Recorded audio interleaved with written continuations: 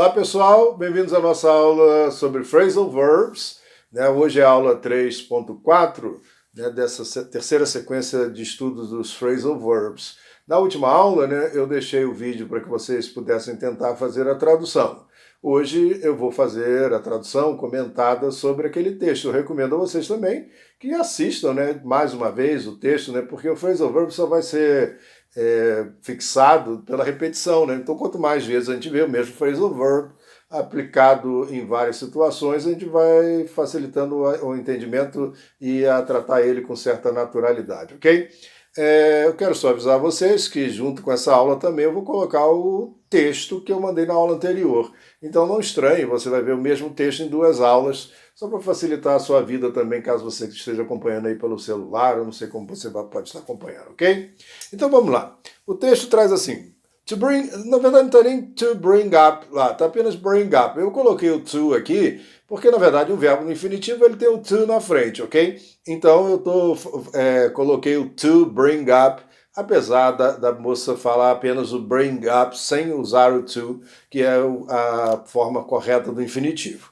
Bom, bring up, o que é isso, Now, we use this phrasal verb in multiple ways, but... Agora, nós usamos esses phrasal verbs de várias maneiras, de multiple ways, é de várias maneiras, múltiplas maneiras, caminhos. But when we want to start discussing something, we use it. Mas quando nós queremos começar uma conversa, discussing something, conversar sobre algo, nós usamos ele, nós o usamos, ok? Então, é um verbo que é usado para... Olha, vamos me meter no assunto aí para dar um palpite, vamos dizer assim. Vocês vão ver pela explicação e pela tradução. There is something I want to bring up. Bring up. Há algo que eu gostaria de mencionar. Então, nós estamos lá no meio da conversa, olha só, tem um negócio que eu queria mencionar aqui, ok? Bring up é usado nessa situação, que eu quero mencionar algo no meio de uma conversa, ok? Então, there is something, há algo, I want to bring up, há algo que eu gostaria de mencionar. So, it's a really good way to introduce a new topic. Então, é realmente uma boa maneira, de introduzir, de apresentar um novo tópico. And it's usually about something that's serious, E é normalmente sobre algo sério, que é sério, and important, e importante. You know you need some time or some space to talk about it. E que você precisa de uma hora ou um espaço para falar sobre ele, Então, é para falar de alguma coisa importante ali que você precisa de um espaço, eu gostaria de mencionar tal coisa, Pode ser que não seja nesse momento, mas mais adiante a pessoa vai permitir que você mencione, beleza? Continuando aí, it's usually used when you're in a professional context. É usado quando você está num ambiente, num contexto profissional, or you want to talk about something seriously, ou quando você quer falar sobre algo seriamente, de maneira séria. Bom, mais um exemplo aí, ó. Let's bring this up at our team meeting. Vamos mencionar isso na próxima reunião do nosso equipe, do nosso team, do nosso time, da nossa equipe, que pode ser usado não só para futebol, mas também para uma equipe de trabalho, ok? Então, o team. Então, let's bring this up at our team meeting.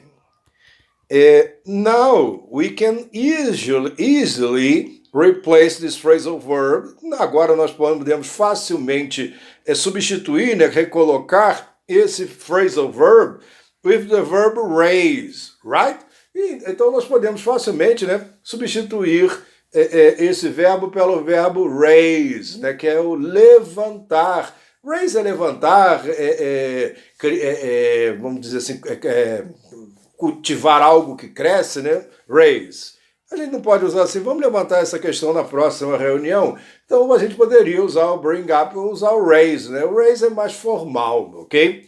It's a more formal synonym, né? Uma forma mais, um sinônimo mais formal.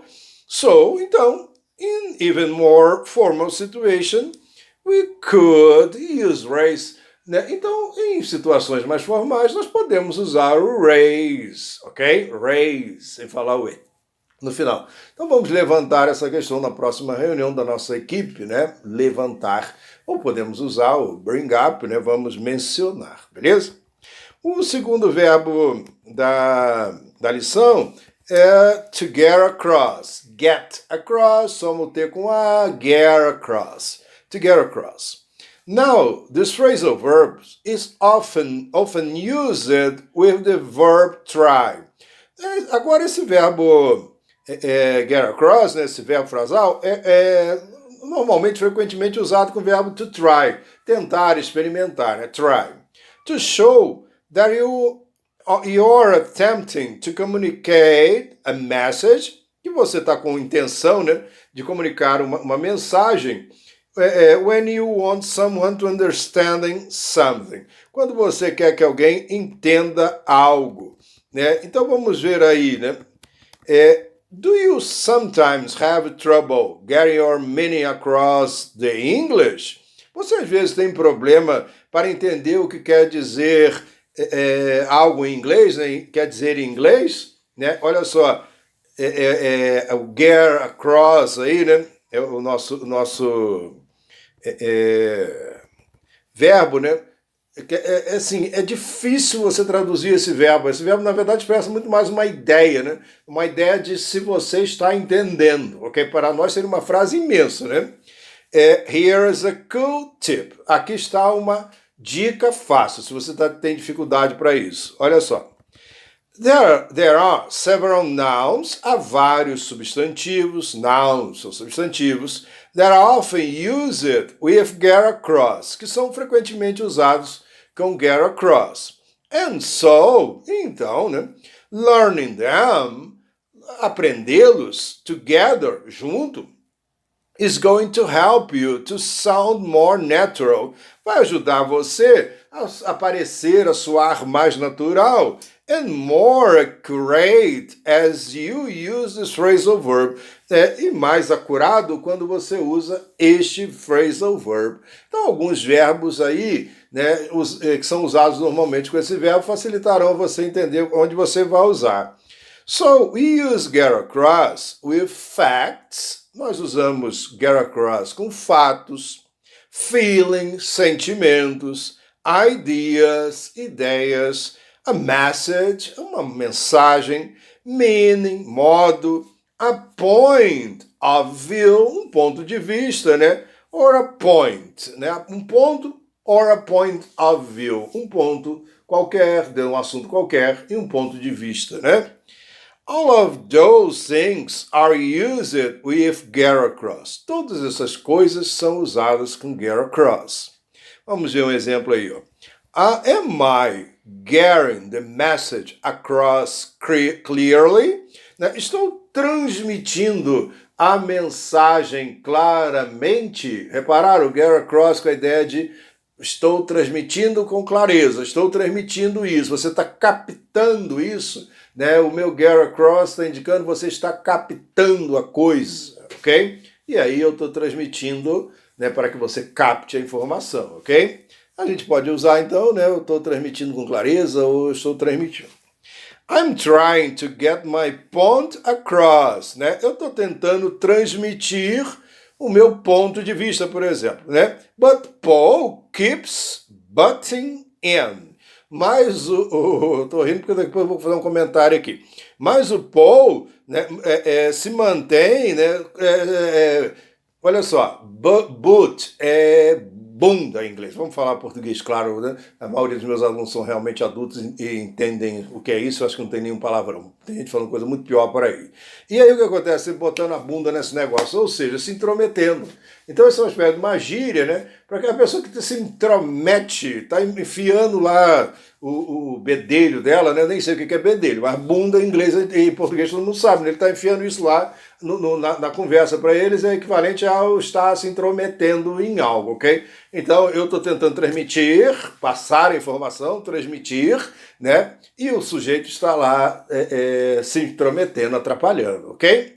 Bom, e aí ela faz um comentário, né? I'm gonna get to that phrasal verb soon. Né? Eu vou retornar, né, a esse phrasal verb breve, né? Brevemente ela vai voltar a falar sobre esse phrasal verb. To let on, né? Eu botei o to, vocês sabem, né? Ela não fala o to, ela fala let on, mas eu botei aqui let on, let on. This phrasal verb is used when you're talking about something. Esse phrasal verb é usado quando você está falando sobre algo that's meant to be a secret, né, que deveria ser um segredo. So, it's actually often used in negative structures like this one. Então, é usado normalmente em estrutura negativa como esta, né, que eu vou comentar agora. Don't let on that you know the news, né? Faça de conta que você não sabe da novidade, né? The news, né? That the news, né? Que você sabe da coisa. I haven't mentioned it to Jazz yet. Eu não falei com o Jazz ou a Jazz yet, ainda, ok? Então olha só, let on, né? Pedindo a você normalmente que não mencione aquilo, você não sabe, faça de conta que você não sabe, ok? But it's not always negative. Mas nem sempre é negativo, ok? Normalmente, não significa sempre, ok? I don't think I trust him. Eu acho, a gente fala eu não acho, né? Mas a gente fala eu acho que eu não confio em fulano. Ele fala eu não acho. Eu vou traduzir como um brasileiro falaria. Eu acho que eu não confio nele, ok? Eu acho que eu não confio nele. E aí em inglês você vai ver eu não acho, né? Mas na verdade a gente fala com o não numa outra posição. Eu acho que eu não confio nele. I think he knows more than he lets on, né? Eu acho que ele sabe mais do que ele deixa transparecer, que ele deixa saber, ok? Então é uma ideia nesse momento positiva, né? Ele deixa saber, né? É positivo, mas dá essa ideia de coisa negativa, né? Porque a coisa tem que fica meio oculta, né? É meio secreta, ok? To jump in. Jump, todo mundo sabe que é pular, né? Jump in. Ela, né, nesse vídeo, nessa parte, ela faz até um movimento do jump in, né? Quem pula dentro.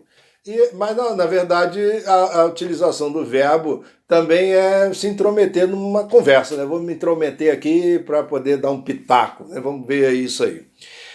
Have you ever jumped in on a conversation? Você já se meteu, né? Se intrometeu, pulou dentro de uma conversa? Ok? This is a great phrasal verb for interrupting. Esse é um ótimo phrasal verb para interromper.